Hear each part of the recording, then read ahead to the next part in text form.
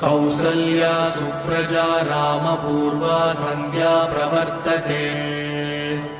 उत्तिष्ठ नरशार्दूल कर्तव्यं दैवमात्मिकम् कौसल्या सुप्रजा रामपूर्वा सन्ध्या प्रवर्तते उत्तिष्ठ नरशार्दूल कर्तव्यं दैवमात्मिकम् उत्तिष्ठोत्तिष्ठ गोविन्द उत्तिष्ठ गरुडध्वज उत्तिष्ठ कमलाकान्त त्रैलोक्यं मङ्गलं कुरु मातः समस्त जगतां मधुकैटभारे वक्षो